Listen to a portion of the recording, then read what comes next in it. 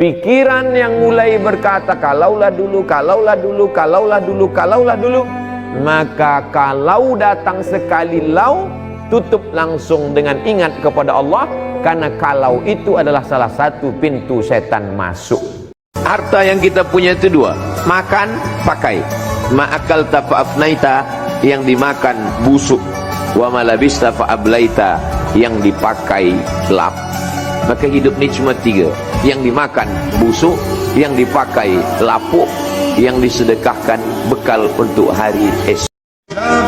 Berkarya, berprestasi, jangan hanya sekedar sensasi, tapi tunjukkanlah karya yang terbaik, sampai akhirnya orang yang menolakmu, orang yang mengejekmu, orang yang mengolok-olokmu menyesal.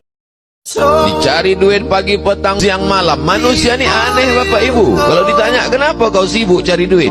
Untuk makan. Kenapa kau sibuk? Cari makan. Begitu dibawa masuk ke rumah sakit, diperiksa, apa kata dokter? Bapak sakit mah karena tak makan. Kata Syekh Muhammad Mutawalli Asy'arawi, rezeki yang paling terendah itulah dia harta.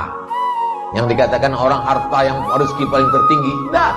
Justru harta rezeki paling terendah. Saat senang, sholat. Saat susah, sholat. Saat lapang, baca Quran. Saat sempit, baca Quran. Ini kadang orang tidak adil kepada Allah. Ketika sedang susah, ke masjid 7 kali. Subuh, zuhur, asar, maghrib, isya, tahajud, witir. Gak pulang-pulang, di masjid terus. Rupanya tukang kredit nunggu di rumah. Tidak ada yang melembutkan hati, menenangkan jiwa, pelipur lara, selain dari anak yang pakai baju koko, pakai sarung, ngangkat tangan, Allahu Akbar. Itulah makna qurrata a'yun, sejuk dipandang mata. Katakan pada hamba-hambaku, sebanyak apapun dosamu, sebelum kamu wafat, kalau kamu taubat, aku ampuni. Yang banyak berbuat maksiat, apa nanti nggak malu dan nggak khawatir kalau itu diungkap di alam kuburnya? Silahkan dah tutup-tutupi saat di dunia, tapi kalau nggak ditaubati, di alam kubur akan terasa. Melihat orang jangan lihat kekurangannya, melihat diri lihat kekurangan kita. Kalau lihat orang lihat kelebihannya. Kalau lihat kebaikan lihat kebaikan orang. Kalau lihat kejahatan lihat kejahatan kita. Lupakan kebaikan kita, ingat kebaikan orang. Selama masih ada hayat di kandung badan, selama napas masih berhembus, selama ruh masih bersemayam dalam jasad, selama kita masih hidup, ujian tidak pernah selesai. Orang yang sabar, balasannya bighairi hisab, tidak bisa dihitung. Tapi sabar ini berat Pak Ustadz, karena berat itulah maka balasannya sorga.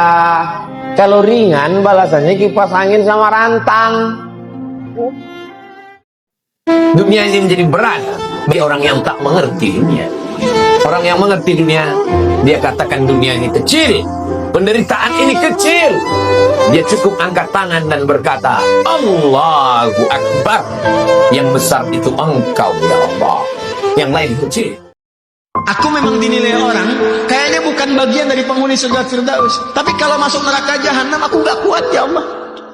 Sedangkan aku sangat menyadari bahwa Engkau itu adalah pemaaf, pengampun yang tanpa batas maaf dan ampunan.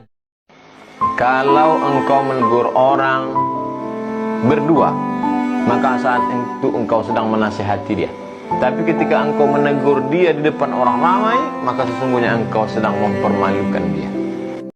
Kalau punya teman yang selalu mengingatkan, itulah teman sejati. Teman yang begini jangan dikubur sebelum mati.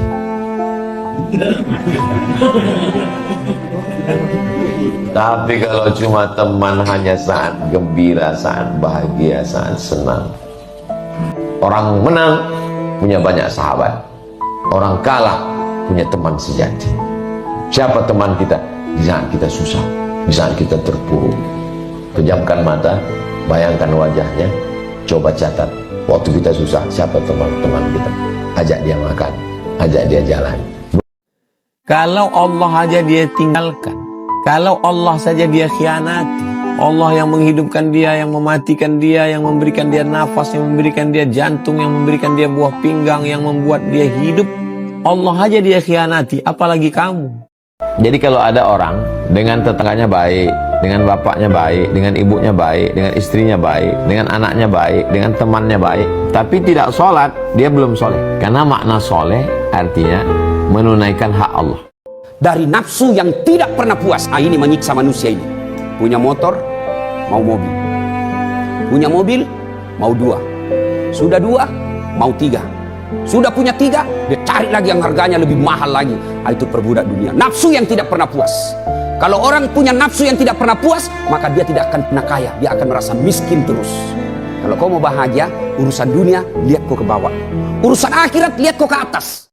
Karena ada juga itu Pak, hobi utang. Dan hobi tidak mau bayar. Karena dia bilang banyak aja uangnya itu. Entah ada utangmu bos, bayar. Masa miliarder begitu, utang saya 2 juta saya harus bayar? Bayar, karena kewajiban. Masa Pak GM utang 500 ditagih? Bayar, utang.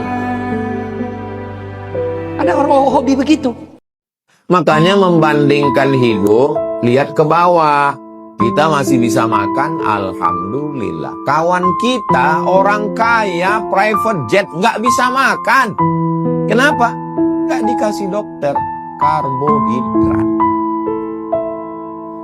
Mau minum teh, diabetes. Mau makan emping melinjo, asam urat. Kita masih bisa makan, alhamdulillah. Orang yang rajin berbagi tapi tidak sholat, sombong. Orang yang suka berbagi tapi tidak mau menundukkan keningnya kepada Allah, sombong. Bukankah dia baik? Bukankah dia sopan? Bukankah dia santun? Karena definisi sombong, kata Nabi, batarul haq, menolak kebenaran. Yang penting baik, yang penting sopan, yang penting mau berbagi. Masalah dia sholat bukan urusan kita, urusan kita. Karena Nabi memeriksa jamaah. Asyahidun fulan, mana si fulan? Mengapa tidak sholat berjamaah? Kalau hidup ingin berkah, hidup ingin sukses, hidup ingin bahagia, tinggalkan segala yang dilarang. Minimal hati lebih tenang. Rezeki itu udah diatur. Tapi ketenangan itu senapas dengan ikhtiar. Gak mungkin ada manusia itu sempurna, gak pernah salah, mustahil. Fala tuzakku anfusakum. Jangan mengklaim diri sebagai orang suci, kata Allah, karena pasti salah. Tapi berbahagianya kita, Allah menurunkan kemuliaan dengan hadirnya taubat yang menutup salah itu. Jadi ternyata salah itu diizinkan terjadi supaya belajar dari situ menjadi lebih baik. Kalau Anda punya masalah sekarang, jangan sampai melupakan yang dulu-dulu pun pernah tuntas Allah selesaikan. Jadi kalau sekarang sedang punya persoalan, jangan sampai satu masalah ini membuat Anda kehilangan harapan dan kehidupan. Sementara Anda sadar dulu pun banyak masalah kok selesai juga. Kenapa dengan yang satu ini kita harus jatuh? Anda mendapat video potongan misalnya, ya terasa biasa-biasa, kayaknya bagus tuh. Lalu Anda share. Bagi sebagian orang, itu yang dia cari selama ini. Ketika dia mendapatkan itu, terasa bagi dia sebuah perubahan. Ketika dia berubah, Anda yang men-share itu mendapatkan transferan pahala dari setiap hasil perubahannya. Orang-orang yang dekat dengan Allah, dalam kondisi darurat apapun, terancam bagaimanapun, sekalipun dia dalam kondisi yang sangat membahayakan, akan diberikan ketenangan oleh Allah dalam jiwanya. Sekalipun kegelisahan itu tiba. Bukan gak gelisah, gak tenang, ada kegelisahan, cuman gak akan lama, balik lagi, yakin Allah pasti berikan solusi. Itulah manfaatnya mendekati Allah. Maka orang-orang yang yakin, orang-orang yang gembira dengan kelahiran beliau itu, beriman kepada beliau bahkan sebelum kedatangannya, maka disifati oleh Allah Subhanahu wa taala, wa azzaruhu wa nasaruhu. Membersamai perjuangan Nabi, memperjuangkan dakwahnya Nabi, mengoptimalkan pesan-pesan Nabi. Nabi meminta senyum sampai ke kita semarakkan gerakan senyum untuk mengikuti teladan Nabi. Nabi lemah lembut kita ikuti, Nabi jujur kita ikuti, Nabi semangat kita ikuti, Nabi memberikan semua jenis teladan kita ikuti. Wa nasaruhu, itu yang dimaksud menolong ajarannya. Nabi sudah ditolong oleh Allah. Yang dimaksud nasaruhu di sini memviralkan ajarannya untuk membuktikan kita betul mencintai Nabi dan sebagai pengikut Nabi Muhammad SAW. Maka orang-orang yang yakin, orang-orang yang gembira dengan kelahiran beliau itu, beriman kepada beliau bahkan sebelum kedatangannya, maka disifati oleh Allah Subhanahu wa taala, wa azzaruhu wa nasaruhu. Membersamai perjuangan Nabi, membersamai memperjuangkan dakwahnya Nabi, mengoptimalkan pesan-pesan Nabi. Nabi meminta senyum sampai ke kita, kita semarakkan gerakan senyum untuk mengikuti teladan Nabi. Nabi lemah lembut kita ikuti, Nabi jujur kita ikuti, Nabi semangat kita ikuti, Nabi memberikan semua jenis teladan kita ikuti. Wa nasaruhu, itu yang dimaksud menolong ajarannya. Nabi sudah ditolong oleh Allah. Yang dimaksud nasaruhu di sini memviralkan ajarannya untuk membuktikan kita betul mencintai Nabi dan sebagai pengikut Nabi Muhammad SAW. Lihat ujungnya. Wattaba'un nural. Jangan takut dengan manusia, karena manusia tidak menilai tobat kita. Allah yang menanti tobat kita. Gak usah malu. Pernah mabuk, pernah zina, pengen tobat, gak usah berpikir bagaimana manusia menilai. Datang ke masjid. Yang menanti kita Allah, bukan manusia. Jangan takut dengan manusia, karena manusia tidak menilai tobat kita. Allah yang menanti tobat kita. Gak usah malu. Pernah mabuk, pernah zina, pernah bunuh orang, pengen tobat, gak usah berpikir bagaimana manusia menilai. Datang ke masjid. Yang menanti kita Allah, bukan manusia. Kamu kenapa nggak berusaha? Rezeki dalam genggaman Allah. Kamu kenapa nggak pergi ke laut nyari ikan? Kalau memang sudah rezeki nggak akan kemana. Lihat bagaimana sahabat Nabi melaksanakan ayat-ayat Quran itu. Mereka berusaha. Ada al-kasbu wal ikhtiar. Ada usaha. Beli perahu, ambil kail mata pancing, siapkan jaring dan jala, pergilah ke tengah laut. Itu proposalnya. Kalau kau dapat ikan banyak, berarti proposalmu disetujui Allah. Allah ingin kau bersyukur. Kalau nggak dapat ikan, kau sudah dapat pahala usaha. Dan Allah ingin kau bersabar. Bukan tidur tarik selimut lalu berkata, rezeki sudah dijamin Allah. Jadi harta yang tidak berkah diantaranya apa? Dikoleksi sesuai keinginan nafsu, tapi gak dibutuhkan, gak digunakan. Ya, kumpulkan ya pakaian, kendaraan, perangkat, macam-macam setiap ada, pengen, tapi dipakai enggak. Ini menunjukkan kurang berkah. Berkah itu ziyadatul khair, bertambah nilai manfaatnya. Nah, kalau nggak bermanfaat, untuk apa tuh? Jadi kalau Anda misalnya dapat gaji 10 juta, 5 juta, 3 juta per bulan, tapi cepat habis, sehari habis, 2 hari habis, dan bukan aspek kebutuhan. Mengkonsumsi dengan itu, ini menunjukkan dia nggak berkah. Tidak ada orang hidup yang tidak punya masalah. Masalah itu Allah kirimkan, bukan ingin membuat kehidupan kita bermasalah, bukan. Tapi ingin meningkatkan kualitas kehidupan kita agar lebih baik dari sebelumnya. Karena kalau tidak diuji, Bu, kemampuan kita tidak keluar. Anak-anak ibu yang sekolah itu, ada ujian nggak? Kalau nggak ada ujian, itu ibu nggak akan tahu anak ibu tuh benar nggak belajarnya. Ilmunya dapat nggak? Untuk menguji bahwa dia sudah dapat ilmu, punya kemampuan baru, mesti ada ujian. Pernah lihat orang ada kawat di giginya? Pernah? Saya lagi mengajar, tiba-tiba saya lihat ada anak mahasiswa cewek ada kawat di giginya. Kaget saya karena biasanya yang dikawat di kampung saya pagar. Ini giginya dia kawat, Pak. Saya tanya, "Dek, apa namanya itu di gigimu?" Dia bilang, "Ustadz, ini namanya behel." Oh, mahal itu, Dek, 30 juta.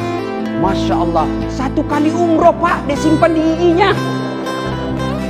Ya, kalau niatnya untuk memperbaiki itu boleh halal.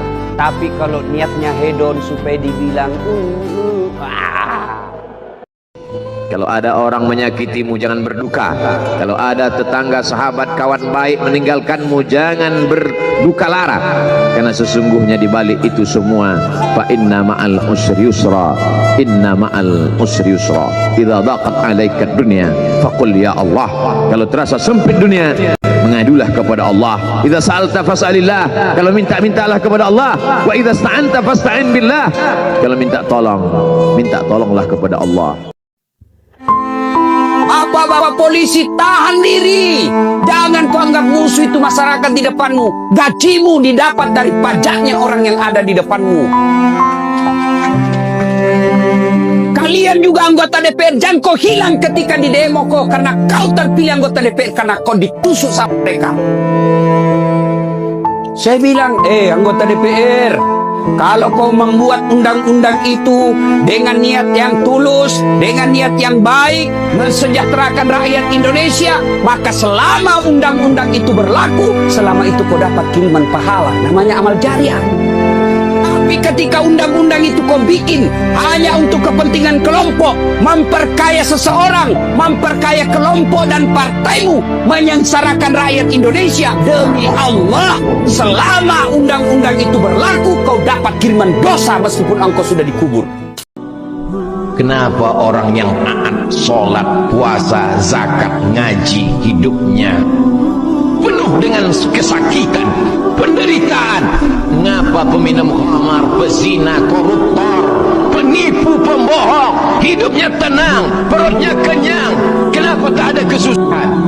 Maka sesungguhnya mereka sedang diazab Allah, azab yang lebih mengerikan daripada penyakit, azab berbalut nikmat, istidraj namanya. Alat telekomunikasi sekarang canggih, tapi justru alat itulah yang merusak hati kita. Berapa banyak persaudaraan kita rusak gara-gara grup WhatsApp. Kenapa? Karena kata-kata itu tidak ada intonasinya. Entah dia mengamuk, entah dia memuji, kita tak tahu. Kata-kata itu tidak bisa membedakan teks dengan konteks. Jadi kalau kita tulis satu kata, setiap orang punya interpretasi yang berbeda dengan kata itu. Berapa banyak orang di grup itu sepertinya garang harimau yang akan menerkam. Pas kita jumpa, macam kucing kena hujan. Makanya kalau ada tetangga bapak yang angkuh, yang sombong, dengan mobilnya, dengan rumahnya, dengan hartanya, dengan tanahnya, kasih tahu dia, kau dari tanah, aku dari tanah, kita jalan di atas tanah, akan masuk ke lubang tanah, dan akan dimakan cacing tanah. Ngobrollah dengan orang yang membangkitkan semangat kita. Jangan ngobrol sama orang yang menjatuhkan semangat kita. Saya kalau ngomong sama orang 5 menit, ngomongnya itu menjatuhkan semangat, saya tinggalin. Apa ngomong sama dia? Saya mau ngomong sama orang yang membangkitkan semangat. Ketika ada orang yang menangis kerana dosa, air matanya menetes ke janggutnya, ke tanah, dia jauh lebih mulia daripada orang yang menangis di pintu Ka'bah merasa dirinya penghuni surga. Orang yang bangga dengan sembayangnya, bangga dengan sedekahnya, bangga dengan tahajudnya, merasa dirinya hebat, merasa dirinya besar. Tapi ada orang yang merasa dirinya bukan apa-apa dan bukan siapa-siapa. Apa kata dia? Ilahi, ya Tuhanku, lastu lil firdausi ahla. Aku tak layak masuk ke dalam surgamu ya Allah, karena dosaku begitu banyak. Tak boleh mendoakan yang tak baik. Tapi Pak Ustaz, dia melempar saya dengan batu. Kau dilemparnya dengan batu, lempar dia dengan bunga. Begitu. Sudah 2 kali dilemparnya Pak Ustaz, 2 kali dilemparnya dengan bunga, lempar dia dengan 1 ikat bunga. Lebih banyak lagi. Tapi Pak Ustaz, setiap hari saya dilemparnya dengan batu. Sekali ini kau lempar dia dengan bunga, yakinkan portnya ikut sekalian. Nggak mungkin Allah perintahkan tanpa sayang, itu nggak mungkin. Kalau Allah kasih ujian pasti karena sayang. Kalau Allah kasih tambahan pasti karena sayang. Kalau Allah beri musibah pun pasti karena sayang. Karena hanya Allah yang punya sifat kasih dan sayang. Bismillahirrahmanirrahim.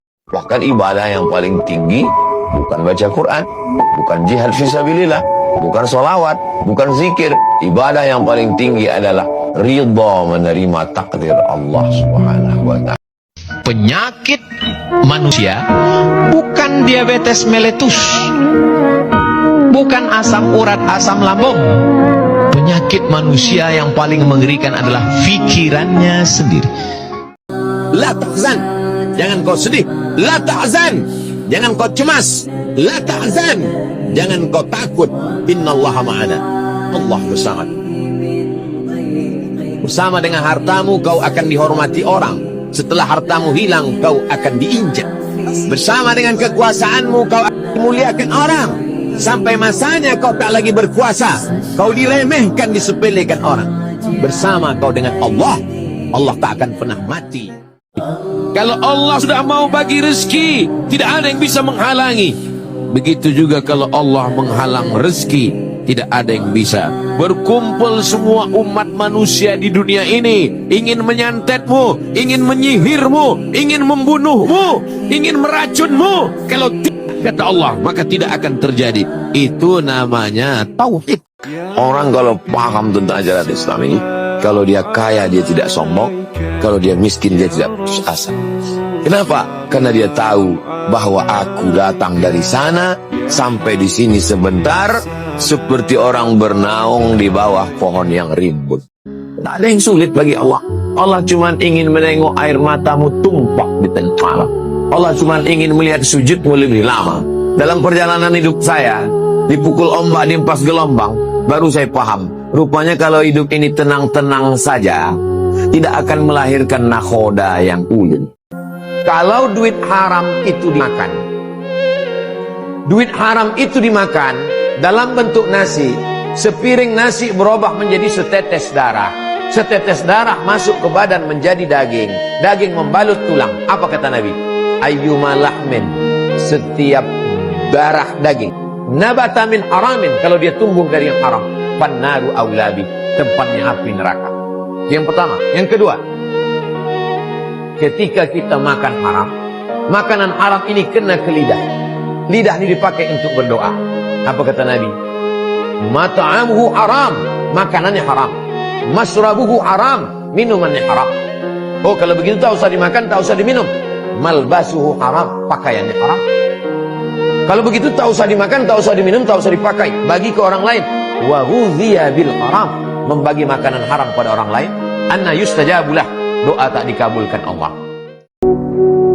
Kamu urus yang tiga aja. Urus nikmat Allah, sadari, syukuri.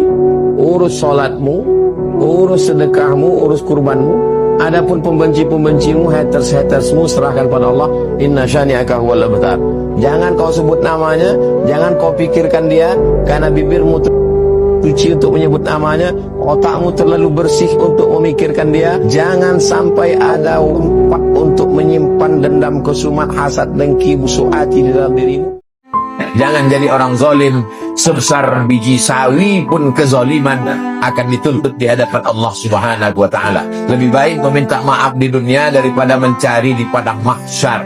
Semua umat berkumpul bertemu, dan pada saat itu orang yang paling selamat adalah orang yang paling minim, paling sedikit perbuatan zalimnya. Aku tahu ketika aku ceritakan diriku, bukan untuk merubah kawan lebih sayang, bukan untuk merubah musuh menjadi cinta. Aku hanya ingin menceritakan bahwa inilah aku. Laisal fata may yaqulu kana abi.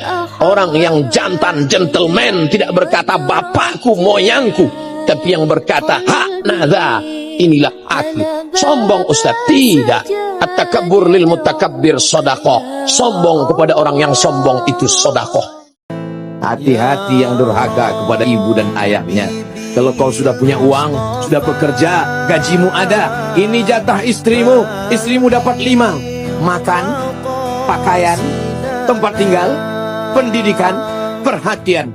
Tapi ibu bapakmu juga wajib kau nafkahi.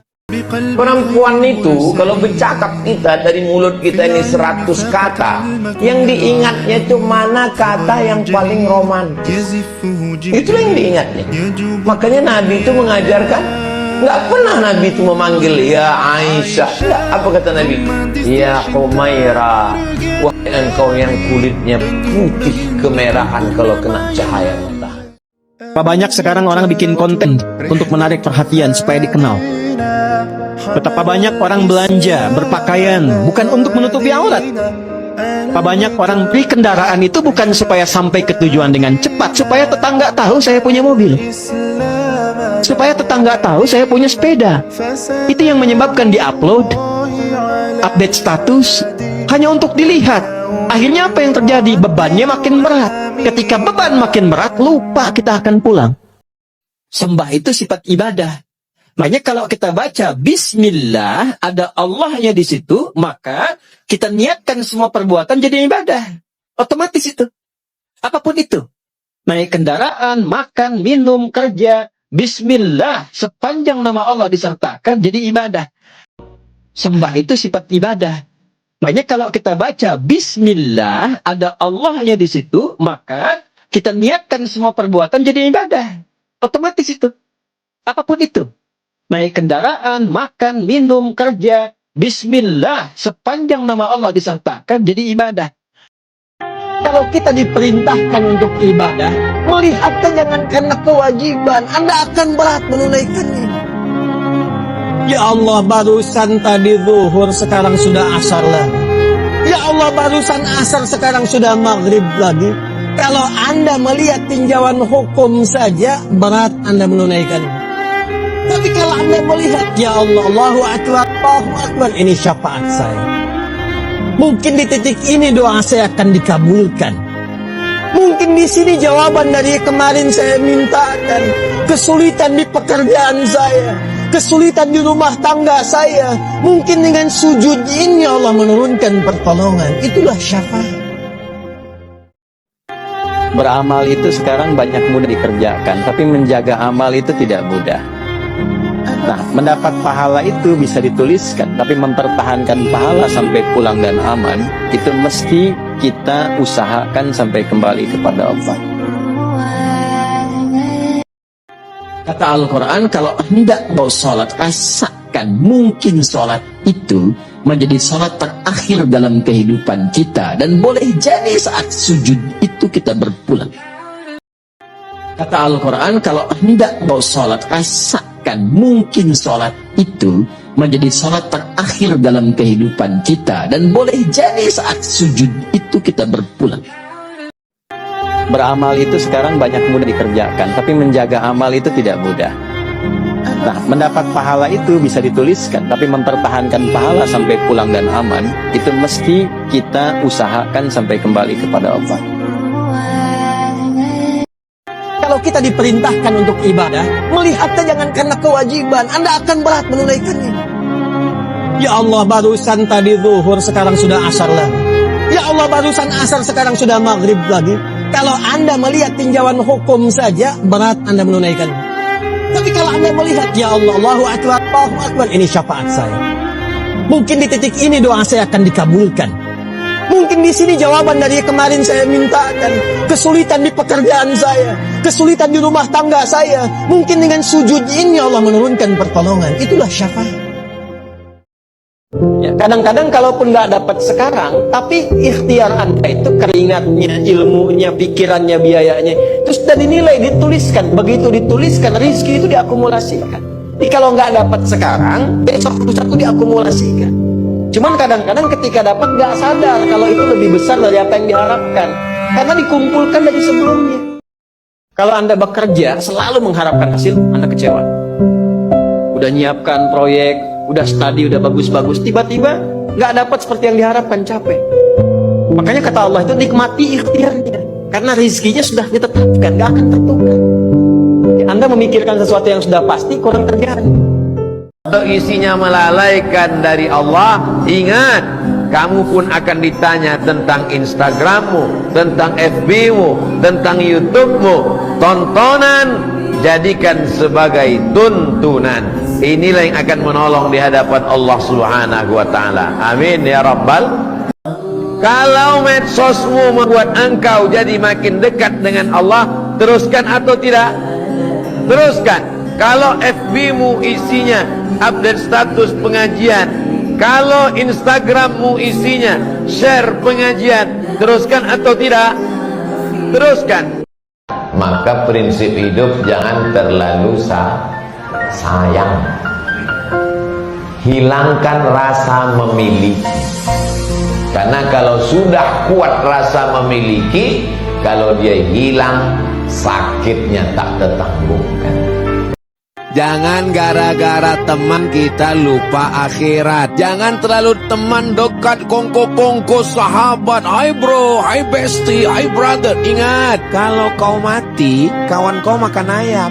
Ini kalau sudah berteman bukan main lagi. Oh, dunia hanya kita.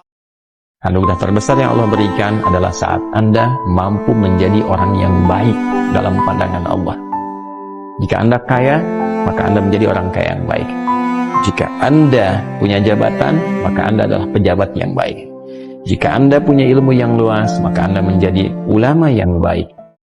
3 golongan yang dalam hidupnya tercatat pejuang akhirat. 1, ulama yang mengajarnya ikhlas karena Allah. 2, pencari ilmu yang diniatkan untuk ibadah.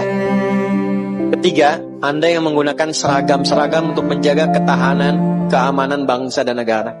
Saya itu andaikan dapat kabar dari malaikat bahwa sholat kamu tidak diterima, saya tidak susah. Bukan karena sombong. Pernah ditetir sholat sujud ning Allah itu keren. Kayak apa malunya kita ketemu Allah kemudian kita di bumi tidak pernah sujud.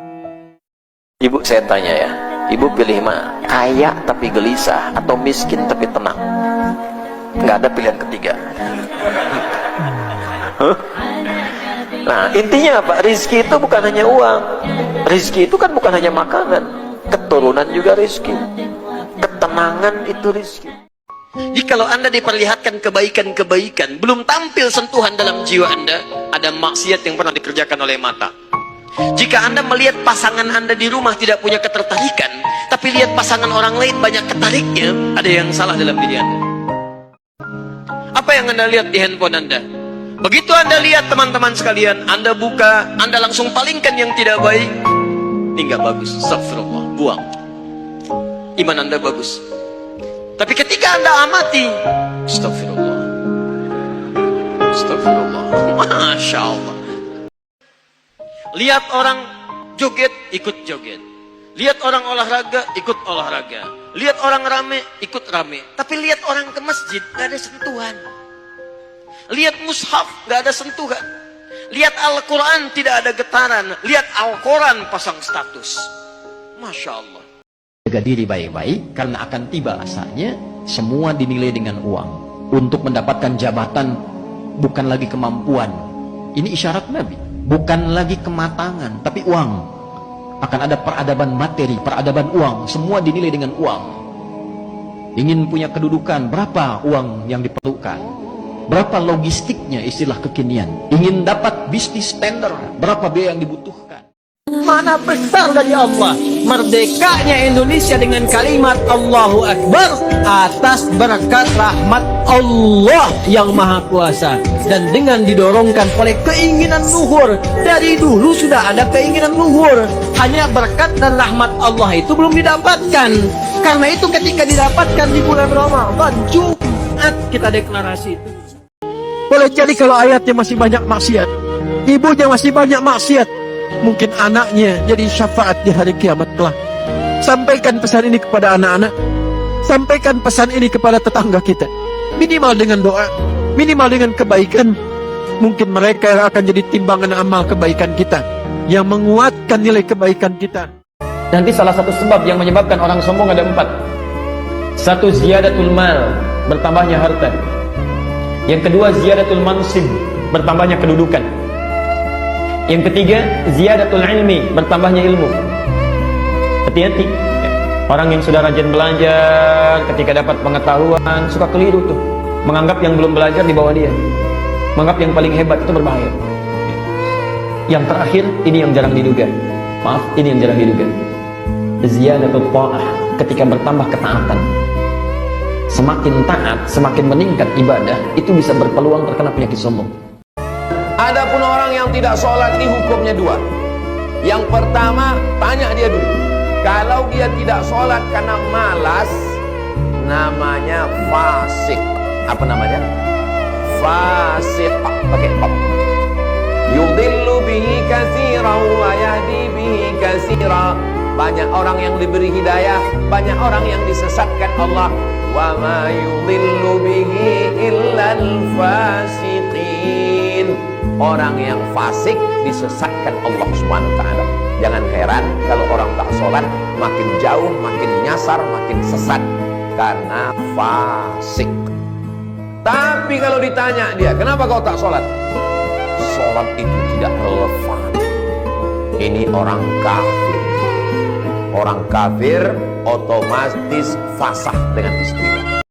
Jadi semua perilaku kita itu mencerminkan suasana hatinya. Apa yang ada dalam hati itu yang keluar.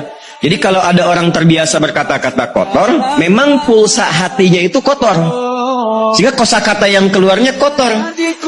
Tapi kalau hatinya baik, maka semua ekspresi yang tulus keluar.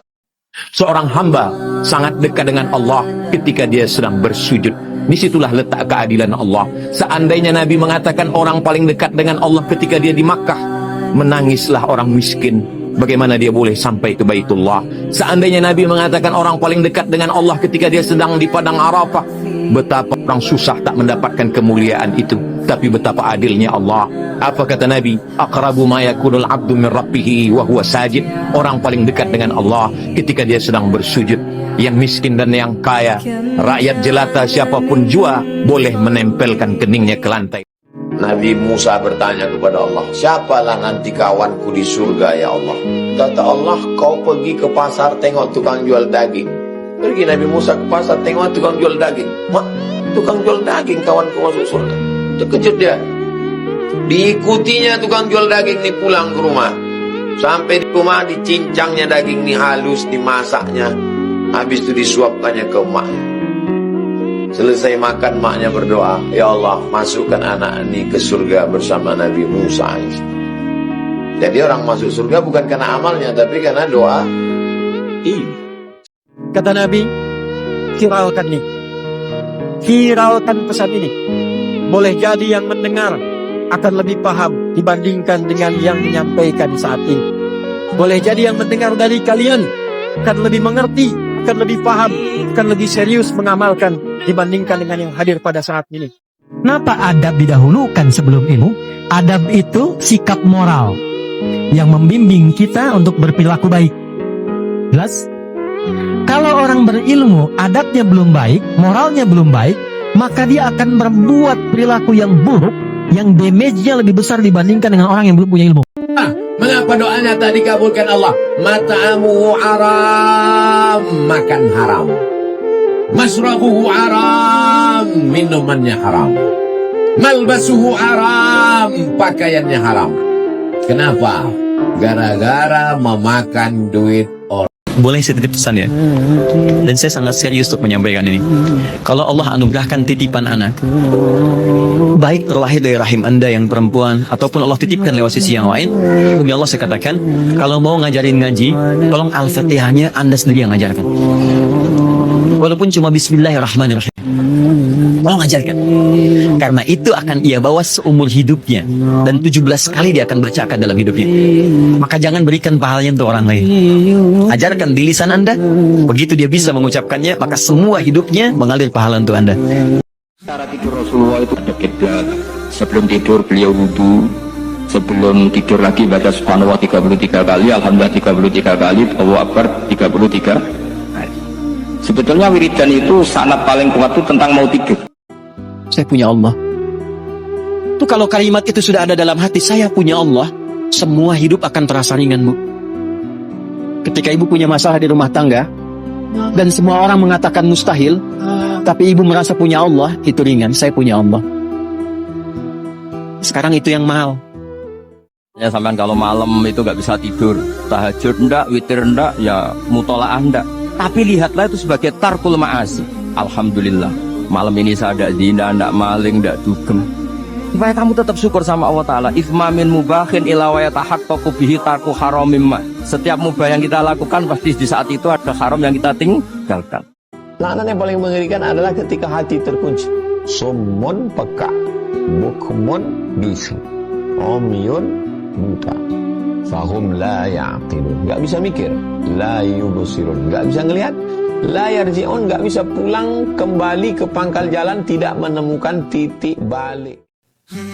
Allah lebih cinta pelaku maksiat yang gemar bertobat dibandingkan orang soleh yang tidak pernah merasa salah. Kalau antum pernah berbuat maksiat, karena Anda manusia. Tapi karena Anda manusia, Anda tobat. Karena yang tidak tobat itu cuma setan. Setan salah, setan nggak tobat. Manusia salah, manusia tobat. Ketika Anda tobat, Allah cinta. Anda merasa soleh, tapi nggak pernah merasa salah. Allah malah nggak suka. Allah lebih mencintai pelaku maksiat yang gemar bertobat dibandingkan orang soleh yang tidak pernah merasa. Bikin status tuh. Ketika sesuai yang kita harapkan, Allah ingin kita bersyukur. Syukur adalah ibadah. Ketika tidak sesuai yang kita inginkan dengan kenyataan, Allah ingin kita bersabar. Ya Rasulullah, ayul amal khairun. Di antara semua amal ini, apa amal yang paling baik? Kata Rasulullah, antufariqad dunya, kau mati meninggalkan dunia. Walisanuka ratghun, lidahmu dalam keadaan basah, berzikirmu yang Allah. Hambaku, aku ciptakan engkau itu esensi untuk ibadah. Maka jangan banyak mainnya. Yang membuat seseorang atau hamba Allah merasa sulit dalam hidup itu, ternyata kata Allah itu, dia nggak fokus ibadah, dia banyak mainnya. Kalau diperturutkan keinginan hawa nafsu ini tidak akan pernah bersyukur. Nantilah kalau sudah kerja tenang, tidak pernah bersyukur. Makanya siapa yang paling bahagia? Yang paling bahagia adalah orang yang bersyukur. Allah tidak mungkin menguji seorang hamba di luar batas kemampuannya. Jadi kalau kita sedang punya ujian di rumahkah, pekerjaankah, kehidupan sosialkah, sebesar apapun ujian itu, kata Allah, memang karena Anda yang sanggup. Kalau nggak sanggup nggak akan diuji. Ternyata kehidupan kita di muka bumi ini sementara saja. Pada akhirnya setiap kita akan pulang menghadap Allah. Jadi ini sementara nih. Ya, sedang perjalanan, nanti pulang. Pintu pulang itu pintunya kematian.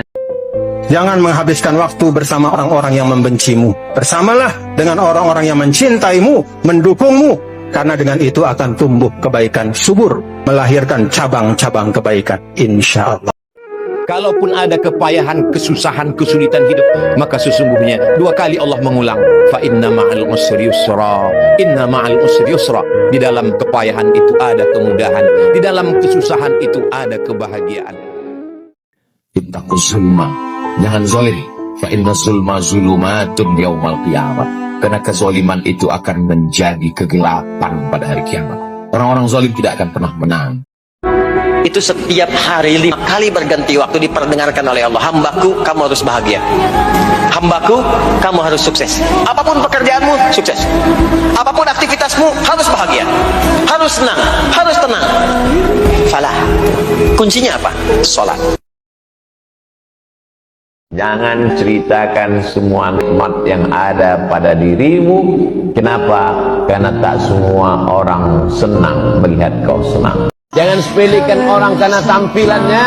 Innallaha la yanzuru ila ajsamikum. Allah tidak melihat bentuk rupa kamu. Wala ila suwarikum. Allah tak menengok badan dan wajah kamu. Walakin yanzuru ila qulubikum. Yang ditengok, diperhatikan Allah adalah hati kamu. Jangan dengarkan cakap manusia. Wa in tuti aktsara man fil ardi yudilluka an sabilillah. Kalau kau dengar cakap manusia, masuk ke otakmu, masuk ke hati, mereka hanya akan menyempitkan dada. Alam nasrah laka sadrak. Bukankah sudah kulapangkan dada? Hidupmu yang tadinya tenang menjadi tidak tenang karena seleramu yang melebihi kebutuhanmu. Kalau rezeki yang Allah kasih kita 5, maka hiduplah engkau 5. Pas-pas namanya. Tapi kalau kau mau bahagia, rezekimu 5, gaya hidupmu 4, supaya masih ada 1 untuk sedekahmu. Bayangkan kalau kau sebarkan 1 konten dakwah, 10.000 saja yang paham dengan itu dan diamalkan, itulah sedekahmu. Itu apa sedekah? Untuk apa posting-posting yang tidak ada faedah untuk kehidupan akhirat kita? Terima kasih sudah menonton. Jangan lupa like dan subscribe ya channel ini.